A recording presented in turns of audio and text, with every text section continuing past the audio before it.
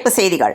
பெரியாரின் 51வது நினைவு நாளை முன்னிட்டு பெரியார் சிலைக்கு முதலமைச்சர் மு.க. ஸ்டாலின் நாளை மாலை அணிவித்து மரியாதை செலுத்தவிருக்கிறார். ஈரோடு இடைத்தேர்தலில் நிச்சயமாக தனித்து போட்டியிடுவோம் என்று நாம் தமிழர் கட்சியின் தலைமை ஒருங்கிணைப்பாளர் சீமான் கூறியுள்ளார். கூடலூரில் விளைச்சல் குறைந்திருந்த நிலையில் காபிக்கு கூடுதல் விலை கிடைத்து வருவது விவசாயிகளை மகிழ்ச்சியடைய செய்துள்ளது. புதுக்கோட்டை திமுக மாநகர செயலாளர் செந்தில் மாரடைப்பால் உயிரிழந்திருப்பது பெரும் சோகத்தை ஏற்படுத்தியுள்ளது. புதிய கல்விக் கொள்கை திட்டத்தை முழுமையாக ஏற்றுக்கொண்டால் மட்டுமே தமிழ்நாட்டுக்கு நிதி ஒதுக்கப்படும் என மத்திய அரசு தெரிவித்தது தவறு என்று விடுதலை சிறுத்தைகள் கட்சித் தலைவர் தொல் திருமாவளவன் தெரிவித்துள்ளார். தமிழகத்தில் கடந்த ஓராண்டில் 3,30,000 பேர் நாய்க்கடியால் பாதிக்கப்படுவதாக கூறுகின்றன அரசின் புள்ளி விவரங்கள். இந்த எண்ணிக்கை நாய்க்கடிக்கு முறையான சிகிச்சை பெற்றவர்களை குறிப்பது என்ற நிலையில் சிகிச்சைக்கு வராதவர்களையும் சேர்த்தால் இந்த எண்ணிக்கை மேலும் அதிகரிக்கும். இந்த நிலையில் தெருநாய்கள் பிரச்சினைக்கு தீர்வு காண புதிய வரைவு கொள்கையை தமிழ்நாடு அரசு வகுத்துள்ளது.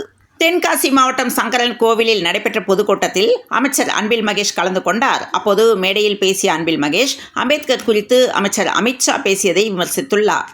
தமிழக வெற்றி கழக கட்சியில் பெண்களுக்கு மரியாதை இல்லை என கூறி அரியலூரில் மகளிர் அணி நிர்வாகிகள் தாங்கள் ஏற்றி வைத்த கொடிகளை தாங்களே இறக்கி வைத்துவிட்டு கட்சி நபர்களிடம் வாக்குவாதத்தில் ஈடுபட்ட சம்பவம் பரபரப்பை ஏற்படுத்தியிருக்கிறது.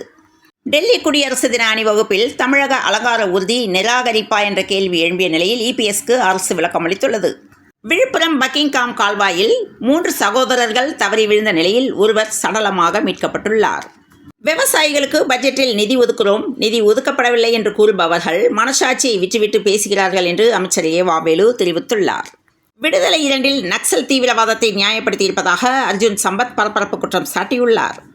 தமிழகத்தில் அண்மை காலமாக அரசு பஸ் டிரைவர்கள் செல்போனை பயன்படுத்திக் கொண்டே பஸ் ஓட்டும் வீடியோக்கள் இணையத்தில் வைரலாகி வருகின்றது. இந்த நிலையில் அரசு பஸ் டிரைவர்கள் பணியின் போது செல்போன் பயன்படுத்தினால் சஸ்பெண்ட் செய்யப்படும் என்று அரசு எச்சரிக்கை விடுத்துள்ளது. சிதம்பரம் அருகே கொத்தட்டையில் புதிதாக அமைக்கப்பட்டுள்ள சுங்கச்சாவடியை முற்றுகையிட்டு தனியார் பேருந்து உரிமையாளர்கள் போராட்டத்தில் ஈடுபட்டுள்ளனர்.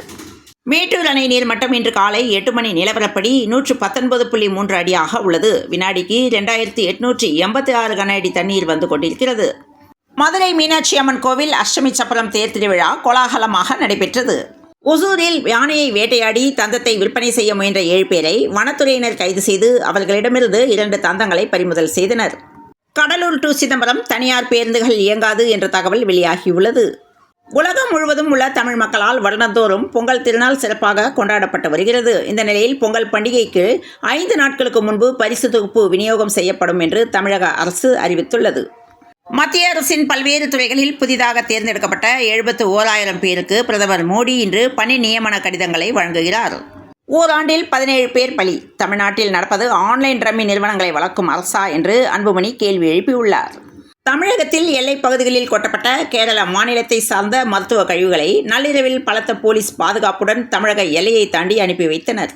சாத்தனூர் அணை மற்றும் முதலை பண்ணையில் இருந்து பெண்ணை ஆற்றில் 150க்கும் மேற்பட்ட முதலைகள் வெளியேறியதாக அதிர்ச்சி தகவல் வெளியாகியுள்ளது.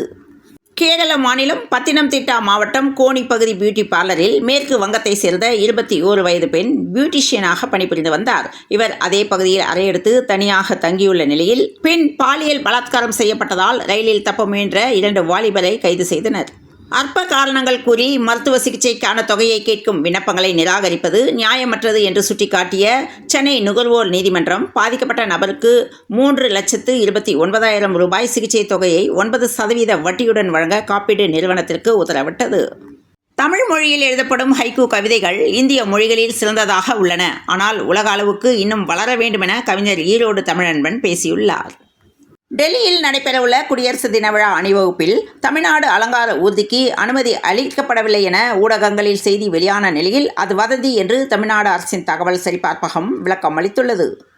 நேர்மை அர்ப்பணிப்பு உணர்வுடன் கிரிக்கெட் விளையாடியவர் ரவிச்சந்திரன் அஸ்வின் என்று பிரதமர் நரேந்திர மோடி வாழ்த்து தெரிவித்து கடிதம் எழுதியுள்ளார்.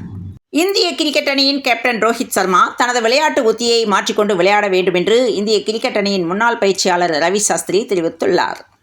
தென் ஆப்பிரிக்காவை ஒயிட் வாஷ் செய்த முதல் அணி வரலாற்று சாதனை படைத்த பாகிஸ்தான். கடந்த சனிக்கிழமை விற்பனையான அதே தங்கம் மற்றும் வெள்ளி விலையே தான் இன்றும் தொடர்கிறது. இந்த நிலையில் இன்று 22 கேரட் ஆபரண தங்கத்தின் விலை 1 கிராம் 7,100 ரூபாய்க்கும் 1 சவரன் 56,800 ரூபாய்க்கும் விற்பனையாகி வருகிறது. வங்கக்கடலில் உருவான ஆழ்ந்த காற்றழுத்த தாழ்வு மண்டலம் வலுவிழந்த நிலையில் மீண்டும் தமிழகம் நோக்கி திரும்ப வாய்ப்பு உள்ளது என்று சென்னை வானிலை ஆய்வு மையம் தகவல் தெரிவித்துள்ளது. வங்கக்கடலில் நிலவும் காற்றழுத்த தாழ்வு பகுதி நாளை ஆந்திரா வட தமிழகம் கடற்கரையை நோக்கி நகரும் என்றும் ஆழ்ந்த காற்றழுத்த தாழ்வு பகுதி கரையை நோக்கி நகரும் போது நாளை 24ஆம் தேதி மற்றும் 25ஆம் தேதி கனமழைக்கு வாய்ப்புள்ளதாகவும் வானிலை ஆய்வு மையம் தகவல் தெரிவித்துள்ளது. தொடர்ந்து இணைந்திருங்கள் பிரபாஸ் கதமம் செய்திகளுடன். மீண்டும் மற்றொரு செய்தியில் சந்திப்போம். நன்றி, வணக்கம்.